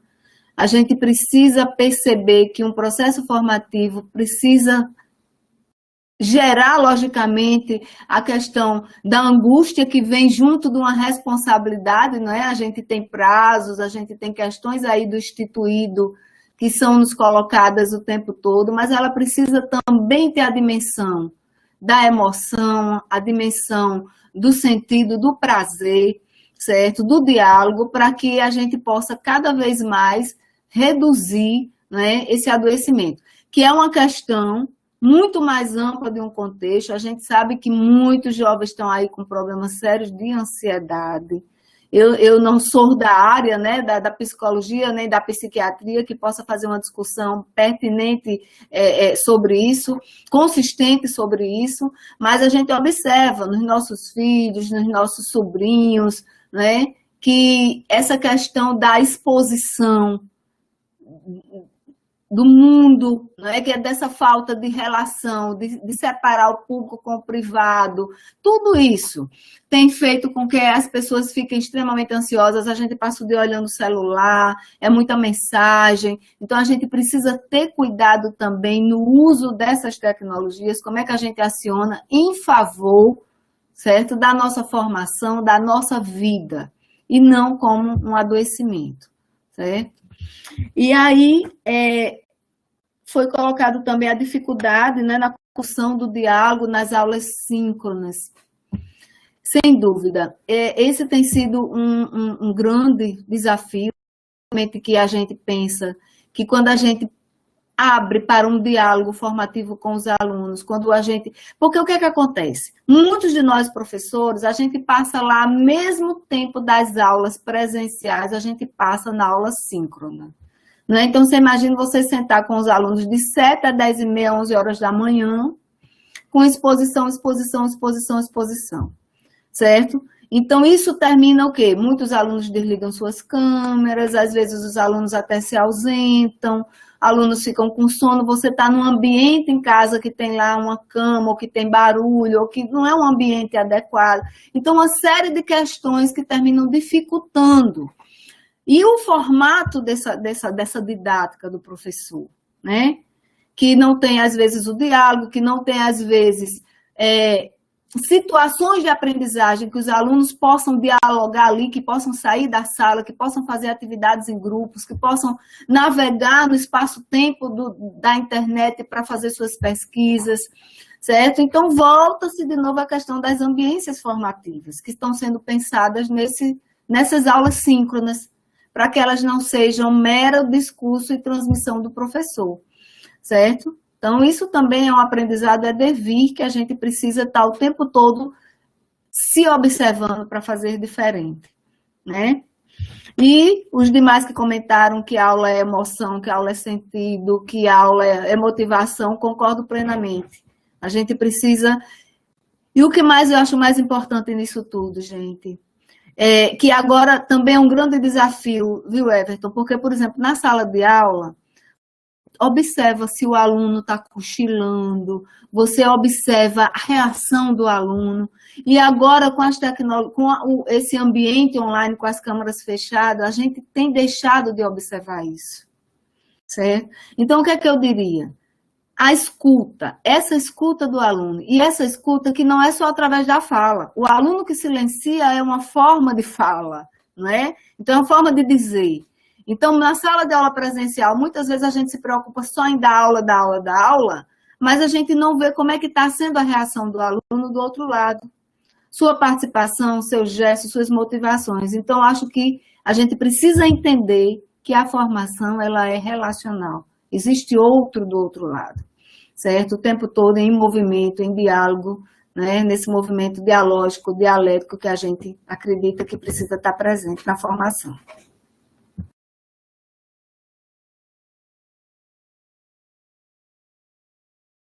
Agora é o momento esperado, que algumas pessoas pediram sim para colocar a cara na tela e para fazer perguntas para você, Maíra.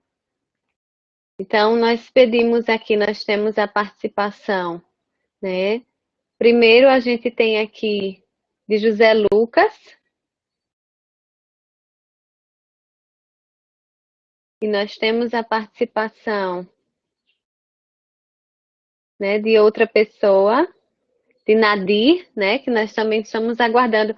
Eu preciso que vocês liguem o fone de vocês, o microfone, para vocês poderem falar.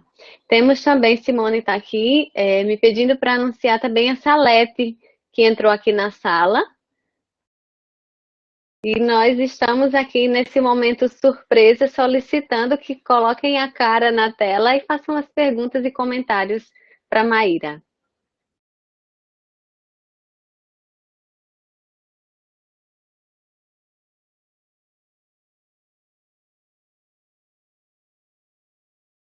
Vamos lá, esse é o momento do desafio de abrir a câmera.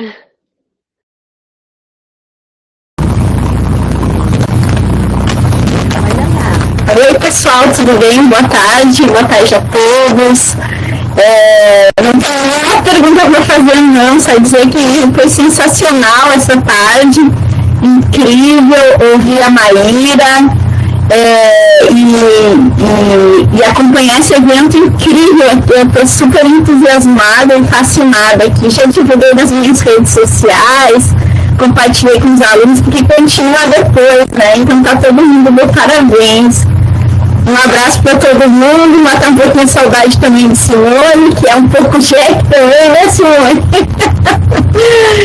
Esses grupos de pesquisa aí, todos em rede, que maravilha, sensacional, gente. Adorei mesmo, parabéns.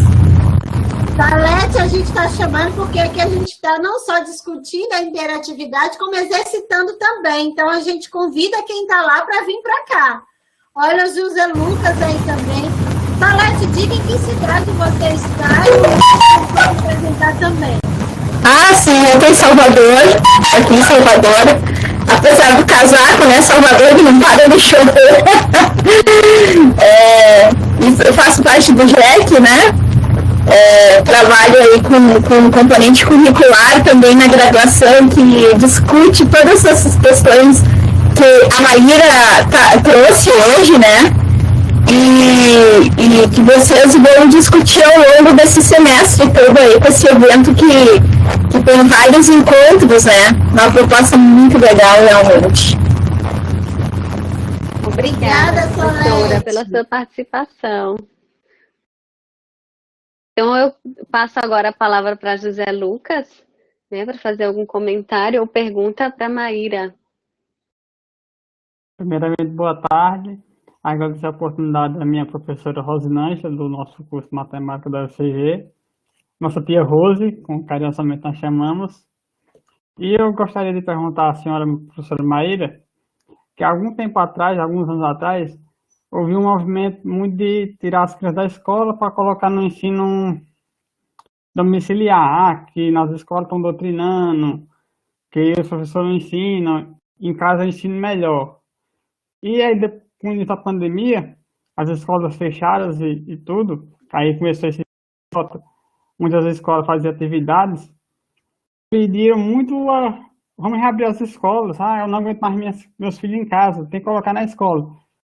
Eu enxergo esses dois pontos de vista. Obrigado pela oportunidade e parabéns pelo evento. Salete, obrigada, viu? Que prazer conhecer você. Né? Grata por você ter participado desse momento. José Lucas, que loucura, José Lucas. Veja só, a escola, ela tem lugar de você tem ali um profissional, né, capacitado para isso, que é o professor que trabalha e as crianças que aprendem de maneira muito complicada, muito rentável, né, a ação, Maíra está cortando um pouquinho. Sistematizado.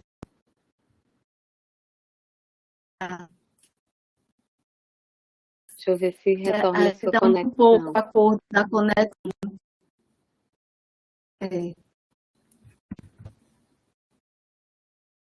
Fala aí, pra gente ver se escuta. Pode retomar, falando que a gente vai vendo. Certo. Ok, então fazendo aí, se estão me ouvindo. José Lucas, então veja, a escola é lugar de encontro formativo, certo? Os professores são capacitados para isso. Então, trocar esse lugar formativo do encontro, dos hábitos, da interação, da realização, por essa educação em casa, é um grande equívoco, né? Os pais, eles têm um fundamental do processo educativo, mas a escola, ela tem um papel e uma ação com uma intencionalidade, certo? Então, o que é que eu vejo aí? Claro, é tanto que está se vendo agora. Quando as crianças ficaram, mas eu não sei fazer isso.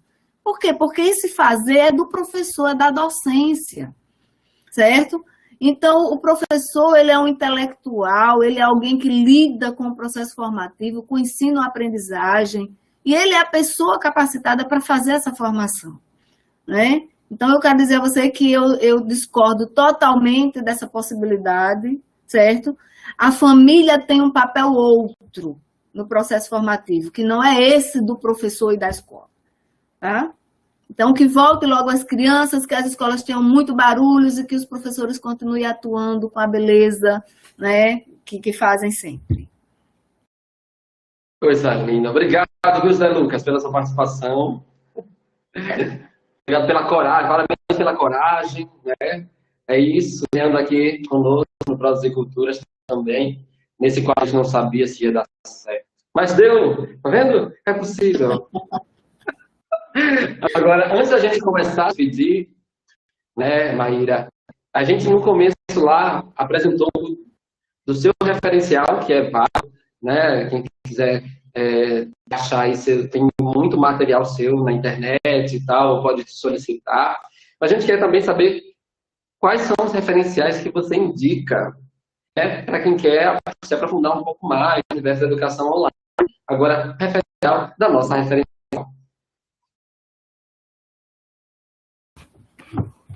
Veja, gente, o primeiro deles, sem dúvida, né? Pesquisa-formação na cibercultura da nossa querida Edmeia, certo? Eu acho que é uma leitura que, para quem está discutindo a educação online, é fundamental, certo?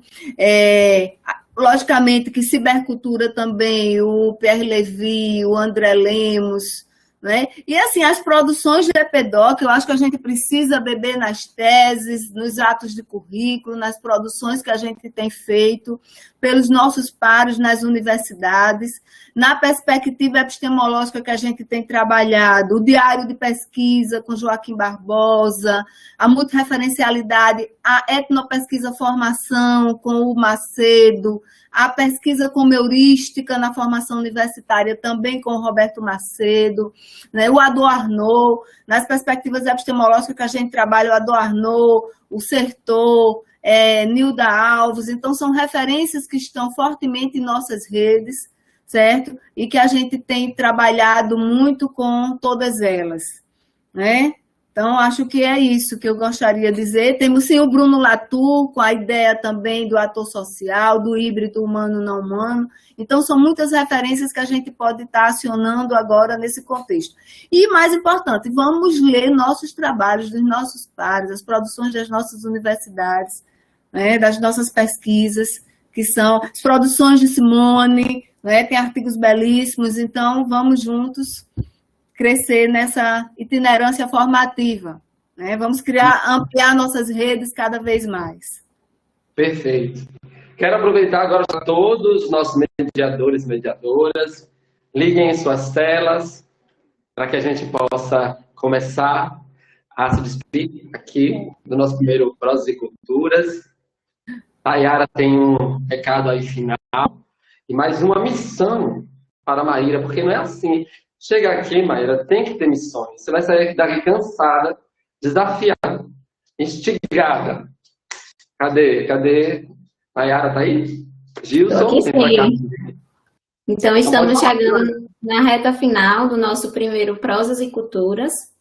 E, Maíra, agora é aquele momento de você improvisar a sua conclusão, as suas considerações finais desse nosso primeiro encontro, aquele momento de todo o trabalho acadêmico. Gente, primeiro agradecer, né? Agradecer pelo momento criativo, um momento descontraído, um momento de muito aprendizado, né?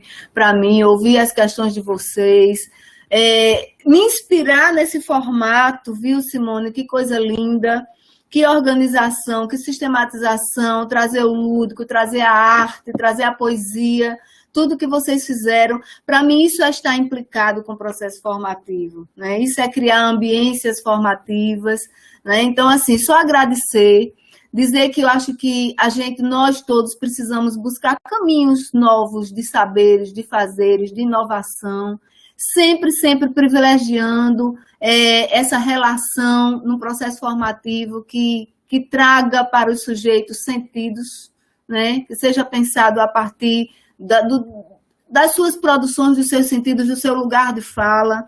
Acho que é importante a gente aprender num diálogo que seja plural, né? E que a gente valorize muito a experiência, nossas práticas, a teorização das práticas, para que a gente possa pensar sobre esse caminho e reinventar e ser cada vez mais humano, que eu acho que esse é o propósito de toda a formação. Certo? Então, parabéns para todos vocês e com certeza vai ser sucesso. Eu já estou aí empolgada para botar na minha agenda. Se não assistir as outras no síncrono, vou assistir. E obrigada a todo mundo aí que está participando, viu, gente? Foi um prazer dialogar com vocês. A gente agradece, Maíra. Que bom, que prazeroso que você se divertiu. O Prosas e Culturas é feito assim, com um jeito ecute de pensar a educação. E a gente espera que vocês, né, que estão acompanhando, sigam o perfil @ecult.uf no Instagram, interajam conosco. A gente precisa compartilhar, partilhar. Esse é um processo de formação, né, que a pandemia tem nos possibilitado. É um processo para ser em rede, um dando o outro, nem solta a mão de ninguém. E a gente vai aqui fazendo o que a gente pode, né, para a gente impulsionar melhores tempos para a educação e que as tecnologias digitais e as culturas digitais, elas permitam permaneçam nos nossos cotidianos, dentro das nossas práticas. E que a educação, cada vez mais, ela se consolide aí a partir das nossas pesquisas e das nossas vivências, principalmente. E a gente vai colocar aqui uma música agora para a gente se despedir, que é uma música que vai ser agora o carro-chefe do nosso projeto Prosas e Culturas. Não deixe de acompanhar a nossa programação disponível lá, todas as datas, certo? Vai ter explicação ao final. E o ECUT está muito, muito feliz de poder possibilitar esse projeto para a sociedade, né? Para aqueles que amam ciência apresentada de forma leve, interativa, um jeito especial que a gente acredita que faz toda a diferença. Então, Gilson, coloca aí nossa música de deixo, enquanto a gente dá tchau para todo mundo. Liguem seus microfones, mediadores, atendentes. Obrigada, Maíra. Foi ótimo. Obrigada, pessoal. Obrigada a vocês. Já saímos. Eu quero estar na rede, promover um debate, juntar via internet, Tchau, tchau, tchau. conecta pra acessar, o chefe calma milícia de milhão, o Até o próximo.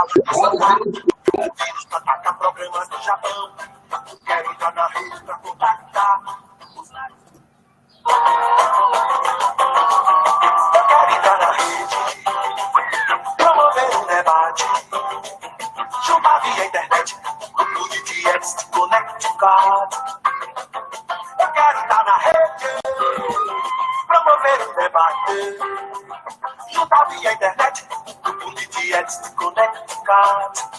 Connecticut acessar, o chefe da milícia de milhão, o hacker mafioso acaba de soltar, o vírus pra atacar programas do Japão. Eu quero entrar na rede pra contactar